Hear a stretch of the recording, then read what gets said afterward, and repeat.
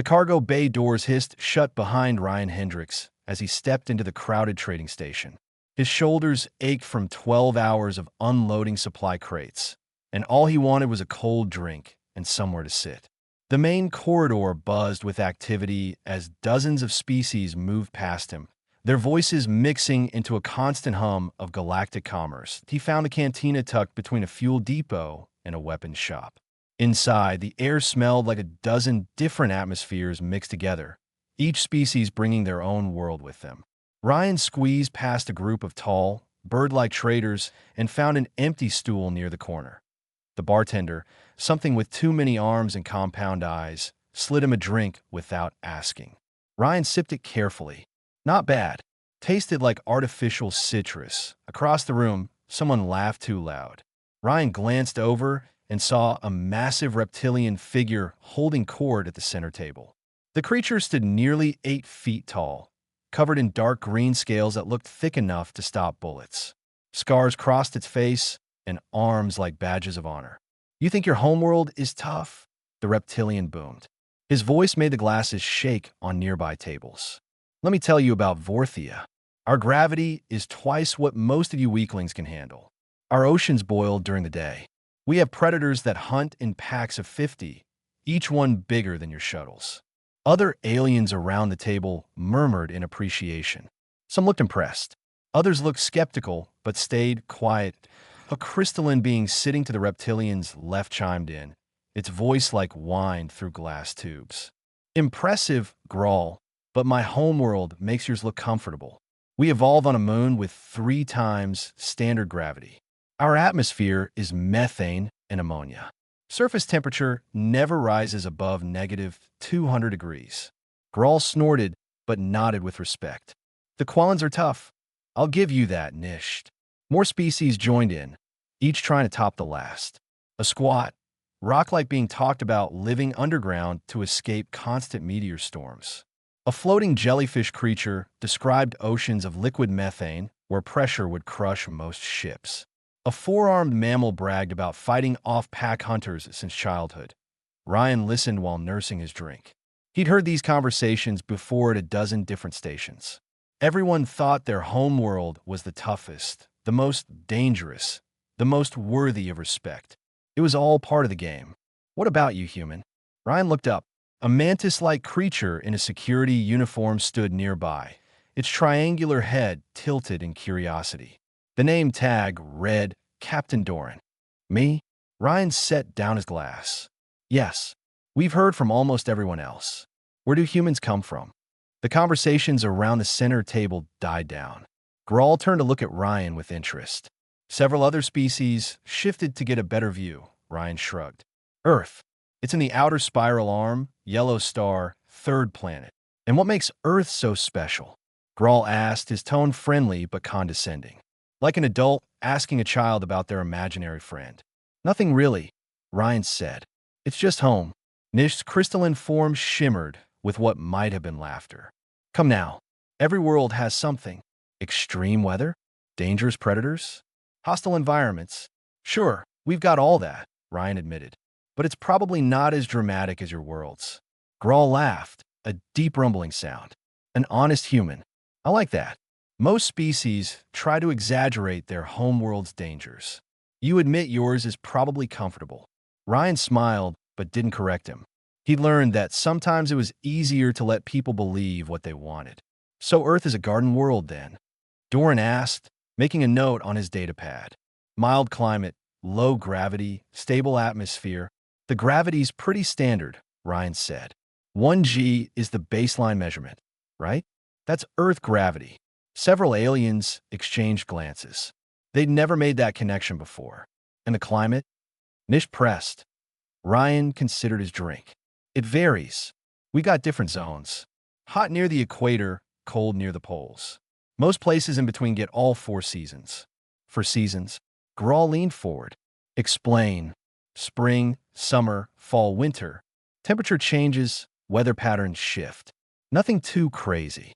Maybe 50 or 60 degrees difference between summer and winter in most places. Sometimes more." The cantina had gone quiet now.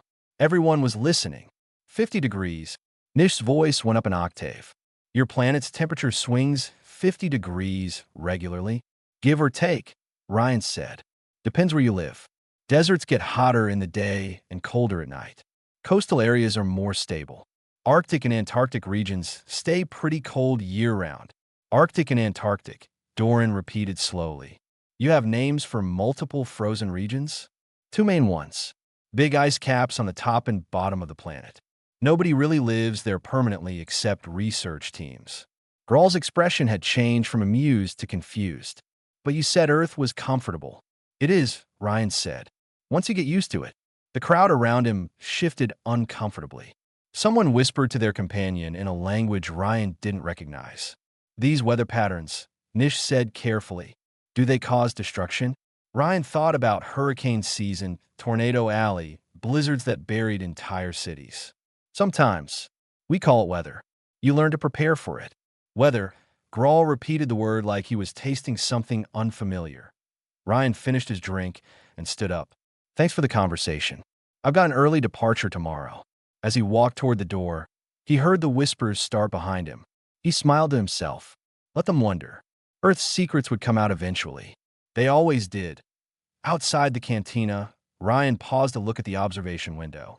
Somewhere out there, past thousands of stars, Earth waited. Deadly, beautiful, and home. Ryan made it 3 steps down the corridor before Captain Doran called out behind him. Human wait. He turned around. The mantis-like officer approached with quick, precise movements. Behind Doran, several species from the cantina had followed, including Grawl and Nish. We have questions, Doran said. About Earth. Ryan sighed. He'd hoped to avoid this, but curiosity was universal across all species. Once someone noticed the cracks in humanity's quiet reputation, they couldn't help but dig deeper. All right, he said, but I need food. Talking makes me hungry. They returned to the cantina. This time, Ryan took a seat at the center table. The bartender brought him something that looked like meat and vegetables. He didn't ask what kind.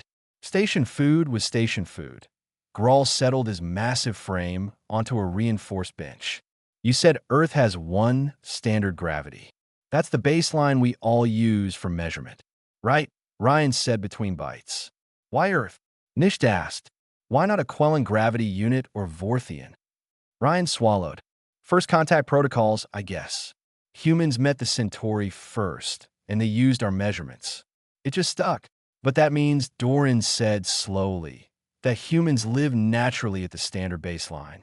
Not lower, not in reduced gravity. Yeah, 1G is normal for us. Grawl shifted uncomfortably.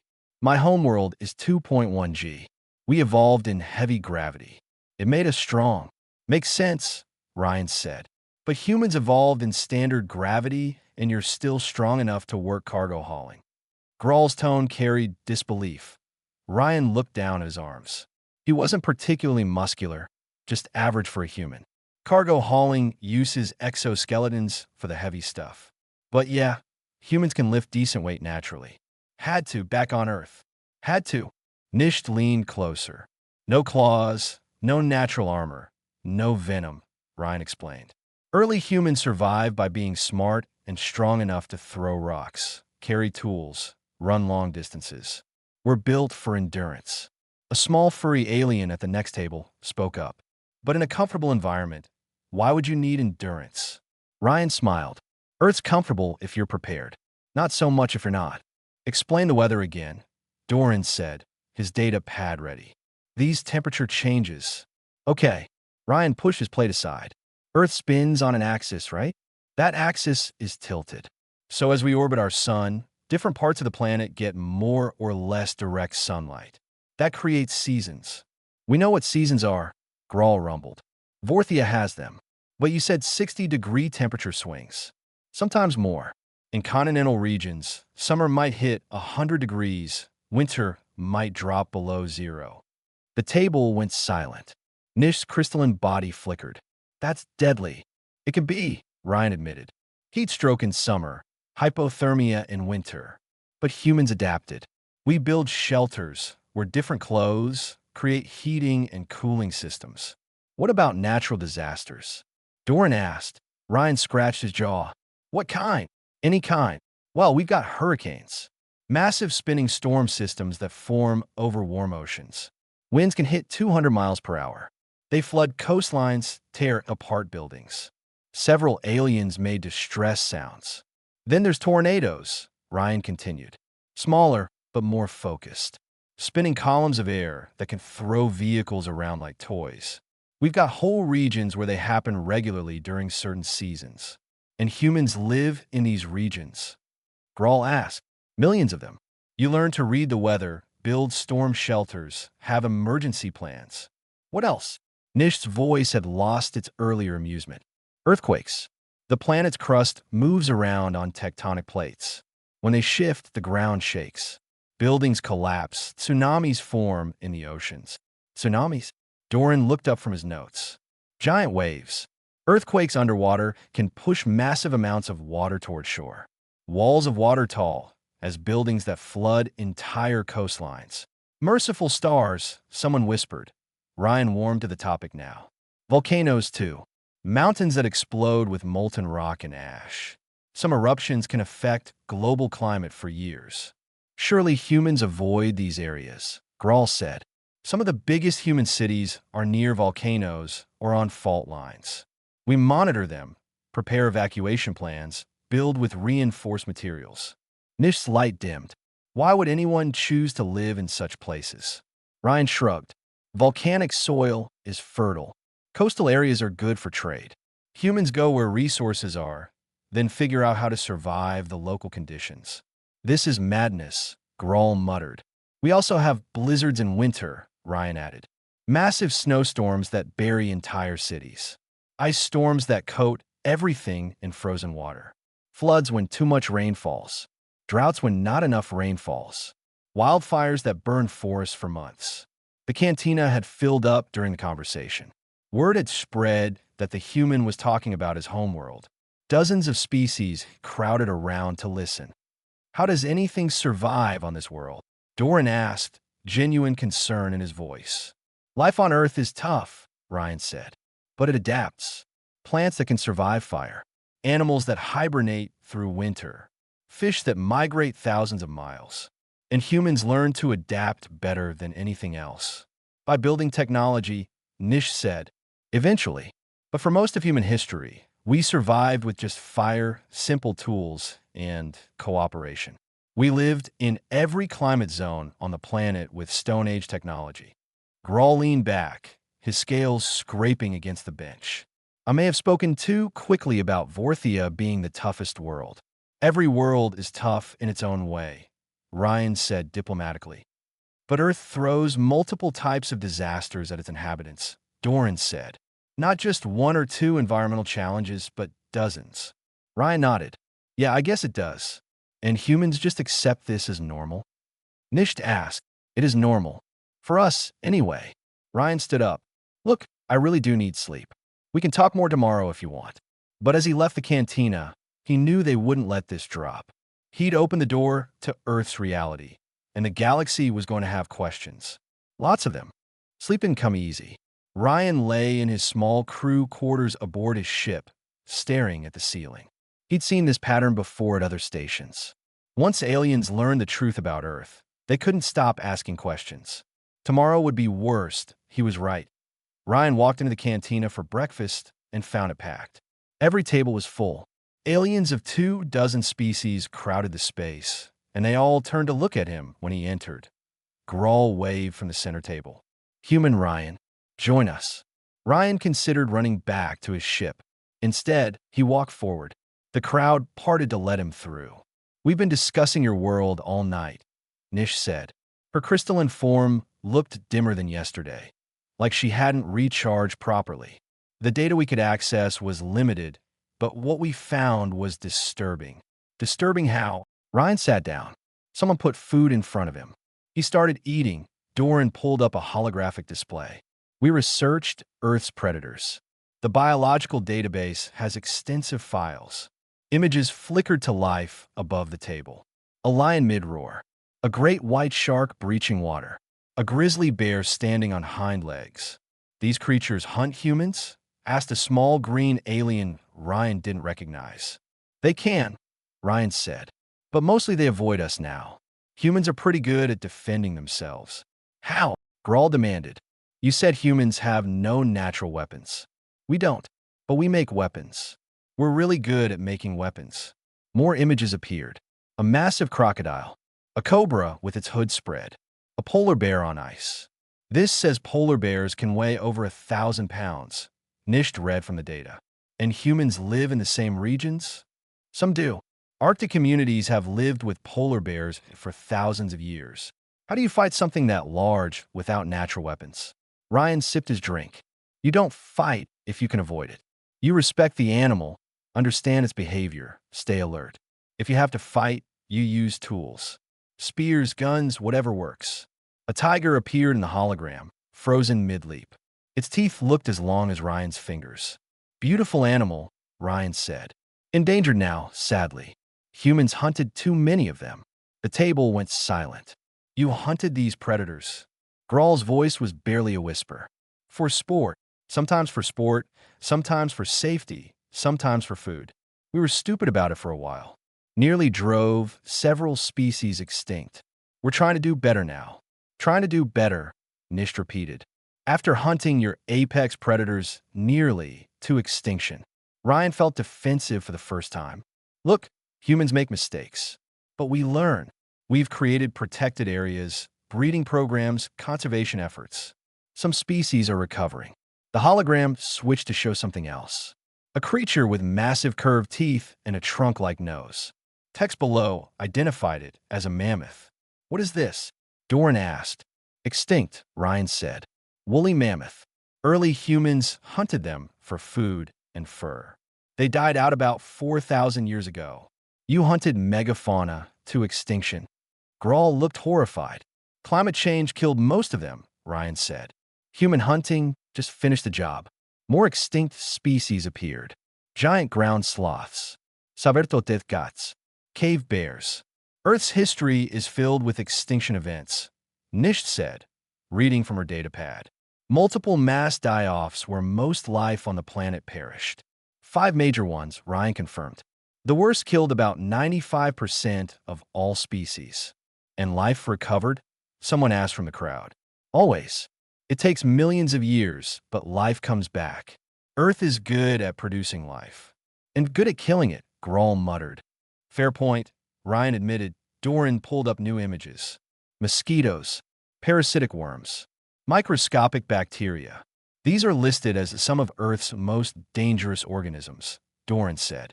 But they're tiny. Size doesn't matter, Ryan said. Mosquitoes spread diseases that killed millions of humans before we developed medicine. Malaria, dengue fever, yellow fever. Parasites that eat you from inside. Bacteria that cause infections. What about viruses? Nisht asked. Ryan's expression darkened. Smallpox killed hundreds of millions throughout history. Spanish flu killed 50 million in 2 years. Plague wiped out a third of Europe in the 1400s. We've had pandemic after pandemic. How is your species not extinct? Asked a fur-covered alien from the back. We're stubborn, Ryan said, and we work together when we have to. We develop medicine, vaccines, antibiotics. We learn to fight diseases the same way we learned to fight predators. With tools, knowledge, and cooperation. Grawl stood up suddenly. His massive frame towered over the table. I need to revise my assessment. Vorthia is harsh. Our gravity is heavy. Our predators are large. Our volcanoes are frequent. But we evolved armor to handle it. Natural defenses. He looked down at Ryan. Humans evolved nothing. No claws, no armor, no venom, no natural immunity to diseases. You're soft by our standards. But you survived on a world that seems designed to kill everything on it. Earth isn't designed to kill, Ryan said quietly. It's just indifferent. Nature doesn't care if you live or die. So you have to care enough for both. Nisht's light flickered. We Quellans evolve in extreme cold and crushing gravity. Our biology adapted to survive. But we only face those 2 challenges. Earth throws everything at you, Doran said. Heat, Cold, predators, diseases, natural disasters. Not just one or two threats, but dozens simultaneously. And humans learned to handle all of it, Grawl finished. Ryan stood up. Look, every species here survived their homeworld. Every species here is tough in their own way. Earth just required different skills to survive. What skills? Someone called out. Ryan thought for a moment. Adaptability, endurance, the ability to learn fast and work together. Humans can't survive Earth alone. We need our communities, our tools, our knowledge passed down through generations. He headed for the door. I've got cargo to load. We'll talk later. But he could feel their eyes on his back. The soft human from the garden world. They were starting to understand what Earth really meant. Ryan spent the next few hours loading cargo onto his ship. The physical work felt good, gave him time to think. He'd said too much in the cantina, let too many details slip. Other humans preferred to keep Earth's reputation quiet. Why advertise that you came from a death world when you could just blend in? But the truth was out now. No putting it back. His communicator buzzed. A message from Doran asking him to come to the observation deck.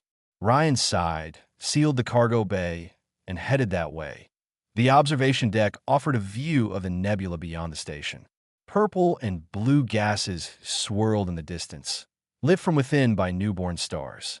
Dozens of aliens crowded the space, and more filed in as Ryan arrived. Grawl stood near the center with Nisht and Doran.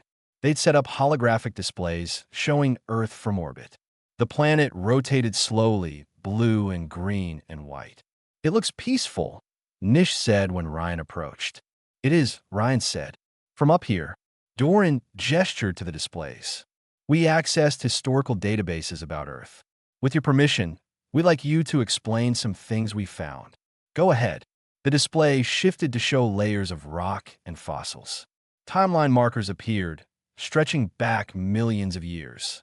Earth has had 5 major extinction events, Doran began. The first was 450 million years ago. The most recent was 66 million years ago. Sounds right, Ryan said. The most recent event was caused by an asteroid impact, Nisht added. A rock 10 kilometers wide hit Earth with the force of billions of nuclear weapons. The hologram showed the impact. A mountain-sized rock slamming into shallow water. The explosion, the shockwave, the debris cloud spreading across the planet. It killed the dinosaurs, Ryan said. Big reptiles that dominated the planet before mammals took over. Grawl leaned forward. How big? Somewhere as long as this observation deck. Weighed as much as 10 of you. They were everywhere, in every environment. Then the asteroid hit, and most of them died within months. Most, Doran asked. Some survived and evolved into birds. We still have them on Earth. A bird appeared in the hologram. A hawk, wings spread, talons extended. This is a dinosaur descendant. Grawl sounded skeptical. Yep, they got smaller, grew feathers, learned to fly. Evolution is weird. The display shifted again. Ice sheets spreading from the poles, covering continents in white. Ice ages, Nisht said. Earth has had several cycles where global temperature drops and frozen water covers large portions of land. Right? The last one ended about 12,000 years ago. Humans existed during ice ages. Grawl asked. Yeah, we evolved during them. Early humans survived by following animal migrations, making warm clothes from furs, building shelters, keeping fires going. In frozen wastelands with Stone Age technology, Doran said. We didn't have much choice. You adapt or you die. More images appeared. Volcanic eruptions, their ash clouds darkening skies. Earthquake damage splitting cities apart. Tsunami waves swallowing coastlines. Earth's tectonic plates are still active, Nisht explained to the crowd. The planet's surface is broken into sections that constantly move and grind against each other. That's normal for younger planets, Ryan said.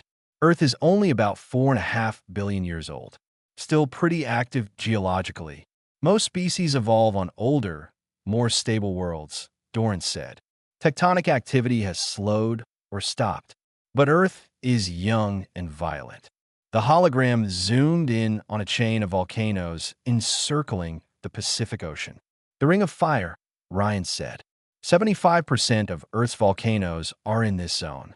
Most of the planet's earthquakes happen here too, and the human population in this region. Nisht asked, billions. Some of our biggest cities are right on the Ring of Fire. Tokyo, Los Angeles, Manila, Jakarta. Why? Grawl demanded. Why build cities in the most dangerous zones? Ryan shrugged. Good harbors, trade routes, fertile soil. Humans go where resources are, then learn to handle the risks. That's insane, someone muttered from the crowd. Maybe, Ryan admitted, but it's normal for us. The display changed to show Earth's atmosphere.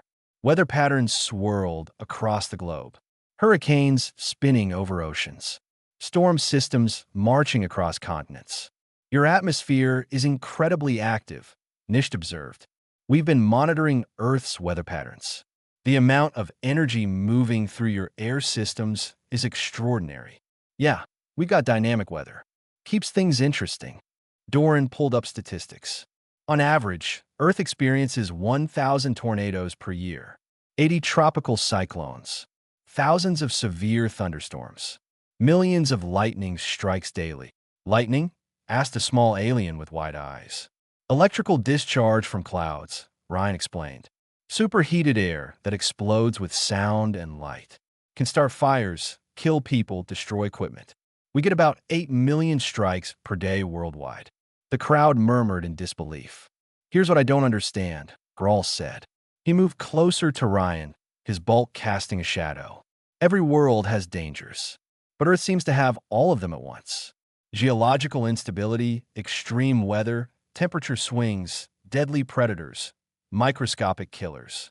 How did complex life survive long enough to evolve intelligence? Barely, Ryan said honestly.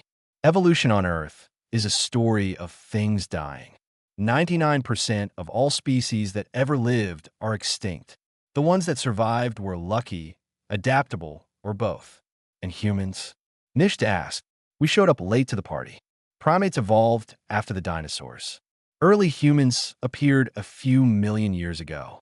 Modern humans only about 300,000 years ago. We're babies compared to Earth's age. But in that short time, you conquered the planet, Doran said. Ryan thought about that. Conquered is a strong word. We survived it, learned to live with it, made tools and communities strong enough to handle what Earth threw at us. And now you travel the stars, Grawl said quietly. Now we travel the stars, Ryan agreed. But we never forget where we came from.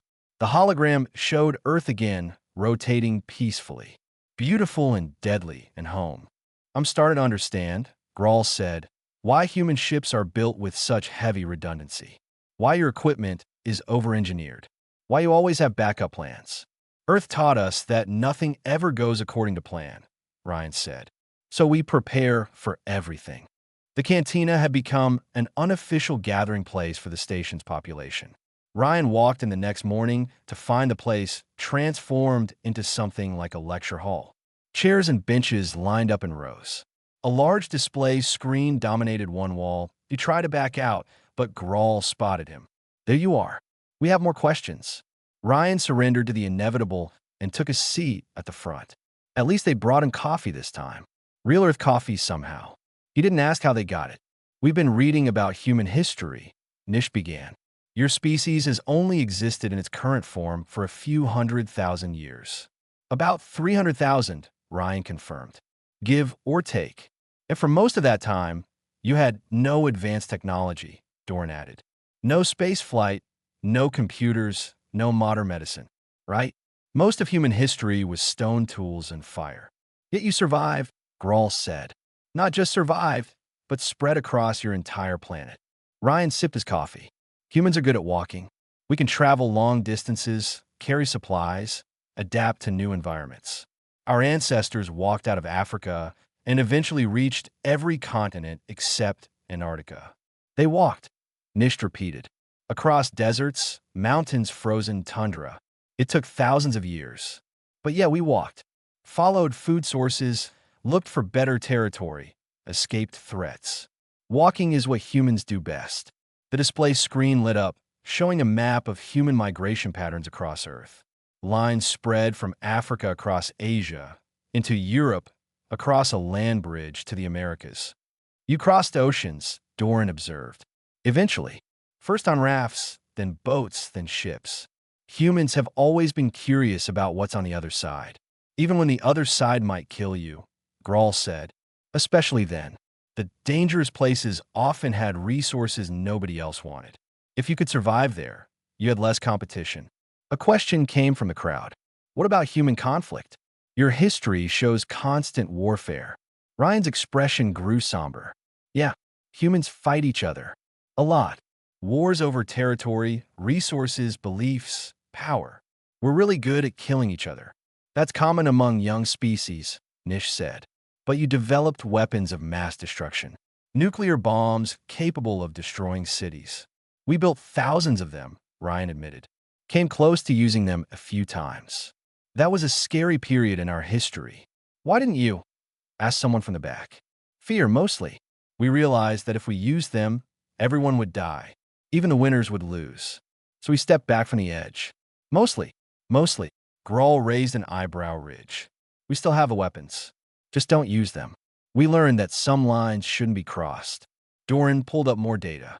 Human life expectancy has changed dramatically. 2,000 years ago, average humans lived maybe 30 years. Now you live 80 or more. Medicine improved, Ryan said. We figured out sanitation, antibiotics, surgery, vaccines. Used to be that a simple infection could kill you. Now it's just an inconvenience. But even with modern medicine, Nish said, Earth is still dangerous. Sure, people still die from disasters, diseases, accidents, but a lot fewer than before. We've gotten better at protecting ourselves. The screen showed images of human cities. Massive structures of glass and steel reaching toward the sky. Underground transit systems. Bridges spanning kilometers of water. You build in every environment, Grawl observed. Desert cities, coastal cities, mountain cities. Cities in earthquake zones and hurricane paths. We build where we need to be, Ryan said. Then we make the buildings strong enough to survive local conditions. What about space? Someone asked. When did humans begin leaving Earth? Ryan thought back to his history lessons. First satellite went up in the 1950s. First human in space in the 60s. Moon landing in 69. We've been building momentum ever since. Less than 100 years ago, Doran said. You're newcomers to space. Yeah, but we're fast learners. We watched how other species did it, borrowed some ideas, developed our own. Now humans are all over the local sectors. Why leave Earth if it's your home? Nish asked. Ryan smiled. Because it's there. Humans have always looked up at the stars and wondered what's out there. When we finally had the technology to find out, nothing could stop us. Even though space is more dangerous than Earth. Grawl challenged. Space is different dangerous. Vacuum, radiation, distances that take years to cross. But humans are good at solving problems. We built ships with heavy shielding, strong hulls, redundant systems. We approached space the same way we approached Earth. Respect the danger, prepare for everything, never give up. The display changed to show a human colony on a distant planet. Domat habitats, farming zonas, industrial complexas. You even bring Earth with you, Nish said. Plants, animals, soil samples. Every human colony tries to recreate pieces of your homeworld. Of course, Ryan said. Earth is home. We take it with us wherever we go. Don't you want to escape it? Asked a young alien with blue skin. Find somewhere safer, easier? Ryan shook his head. Earth made us who we are. The challenges, the dangers, the diversity. We learned everything we know from trying to survive there. Why would we want to forget that? Grawl stood up, his full height impressive in the enclosed space. I have fought in wars. I have hunted predators on my homeworld. I thought I understood what it meant to be tough. He looked at Ryan with something like respect. But Vorthians evolved natural armor and strength because Vorthia is harsh. We needed those advantages to survive. And humans? Ryan prompted. Humans had nothing. No armor, no claws, no venom. Just soft skin and stubborn minds. But you survived anyway. You looked at a world trying to kill you and decided to not just survive it, but master it. Ryan stood up as well. We didn't master Earth. We just learned to live with it. There's a difference. Is there? Nisht asked. You've spread across your entire planet. You've eliminated or controlled most threats. You've left your world to explore others. Earth could kill us all tomorrow, Ryan said quietly. One big asteroid, one massive volcanic eruption, one pandemic we can't stop. We live knowing that, but we live anyway. The Cantina was silent for a long moment. Finally, Doran spoke. We've been thinking about human security classifications wrong. Earth isn't a garden world. It's a death world that humans simply refuse to die on. Ryan finished loading the last of his cargo as the station's artificial night cycle began. His ship was fueled, supplies were stocked, and his departure was scheduled for morning. He should have felt relieved. Instead, he felt like he'd started something he couldn't finish. The cantina door slid open as he approached. Inside, the usual evening crowd had gathered, but the atmosphere was different. Quieter, more thoughtful. Grawl waved him over. The big Vorthian had a contemplative look on his scaled face. Last night on the station, Grawl asked, Yeah, heading to the Centauri system tomorrow. Ryan sat down. Someone brought him food without asking. The station staff had learned his preferences. We've been talking, Nisht said. Her crystalline form pulsed with soft light. About everything you shared. About Earth and humans. And? Ryan asked cautiously. Doran joined them, off-duty now, but still carrying his datapad. The galactic community has been making assumptions about humanity. We saw that you came from a planet with standard gravity, breathable atmosphere, liquid water. We assumed Earth was comfortable. Everyone comes from somewhere, Ryan said. Every species has their own challenges. True, Grawl agreed. But we've been thinking about it wrong. Vorthians are strong because Vorthia's gravity is heavy. Quellan survive cold because their world is frozen. We evolved to match our environments. Humans did too, Ryan pointed out. No, Nish said firmly. Humans evolved in spite of their environment. You have no natural defenses. Your planet kept changing the rules, throwing new challenges. So you learned to adapt faster than evolution could give you biological advantages. Ryan considered that. I guess that's true. A group of younger aliens approached the table, led by the blue-skinned one who'd asked questions earlier. Can we ask something? Sure, Ryan said. Are all humans like you? Calm about the dangers, accepting of the risks. Ryan laughed. No, some humans are terrified of spiders. Some won't go near the ocean. Some hate heights or storms or darkness. We all have our fears, but you face them anyway, the young alien said. Most of the time, fear is just information. It tells you something might be dangerous. Then you decide what to do with that information. Grawl leaned back in his seat. I need to tell you something. When I first met you, I thought you were weak. Soft. From an easy world. I know, Ryan said without offense. I was wrong. Not about you being soft. You're soft compared to Vorthians. No scals, no armor. Thanks for noticing, Ryan said dryly. But soft doesn't mean weak. You're dangerous in a different way. Vorthians are warriors because we were born to fight. Humans are dangerous because you refuse to accept limitations. I'm not sure I understand. Nish spoke up. You told us that humans walked across continents with Stone Age technology, survived ice ages with fire and fur, crossed oceans on wooden boats, reached space in less than a century after inventing powered flight. We're persistent, Ryan admitted. You're relentless, Doran corrected. Every obstacle becomes a problem to solve. Every danger becomes something to study and overcome. Earth threw everything at you, and you just kept going. An older alien with gray tentacles joined the conversation. I work in station engineering. We've started looking at human ship designs. Your redundancy systems are excessive by galactic standards. Better safe than sorry, Ryan said. But it's more than that. Your life support has 5 backup systems. Your power generation has 3 independent sources. Your hull is twice as thick as necessary. Your emergency supplies could last for months. Standard design philosophy. Plan for the worst. Because Earth taught you that the worst can always happen, Grawl said. You build everything expecting it to fail eventually. Ryan shrugged. Things break. Systems fail. Better to be ready. Most species trust their primary systems, Nish said. If something breaks, they call for help. Humans assume help won't come in time. Because on Earth, it usually didn't. If you got stuck in a blizzard or lost at sea, you survived with what you had. You learned to be self-sufficient. The cantina had filled up during the conversation. Word had spread that this was Ryan's last night, and people wanted to hear more. Someone called out a question. Would you go back to Earth if you could? Ryan smiled. I go back every few years. Visit family, see the oceans, feel real gravity. Earth is home. Always will be. Even though it's dangerous? Because it's dangerous. Because it's beautiful. Because it's ours. You don't stop loving something just because it can hurt you. Grawl stood up suddenly. He reached into his uniform and pulled out something small. A crystal pendant carved in the Vorthian style. This is a warrior's mark, Grawl said. On my world, we give it to those who prove themselves in combat or survival challenges.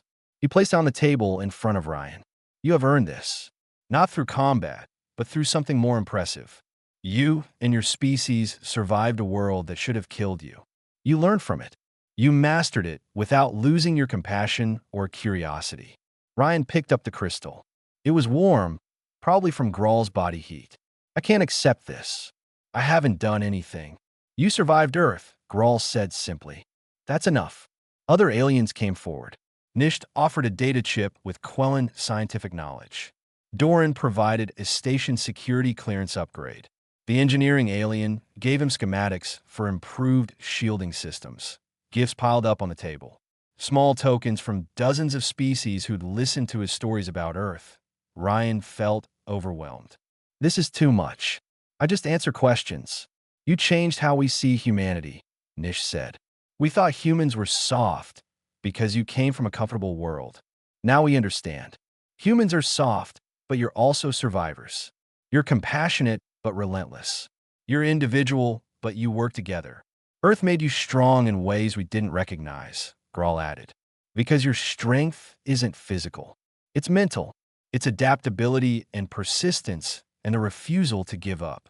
Ryan gathered the gifts carefully. Thank you, all of you. He stood up and looked around the crowded cantina. Every species here survived their homeworld. That makes all of you tough in your own way. Earth is just one world among billions. But it's the world that made humans, Doran said. And humans are going to change the galaxy. Ryan headed for the door, his arms full of gifts. As he left, he heard Grawl's voice behind him. Safe travels, human. May your journey be as persistent as your species. Ryan smiled and kept walking. Tomorrow he'd leave the station and head for Centauri space. But he'd remember this place. Remember the night the galaxy learned what Earth really meant. Outside, through the observation windows, distant stars waited. And somewhere among them, Earth spun on its tilted axis, deadly and beautiful and home.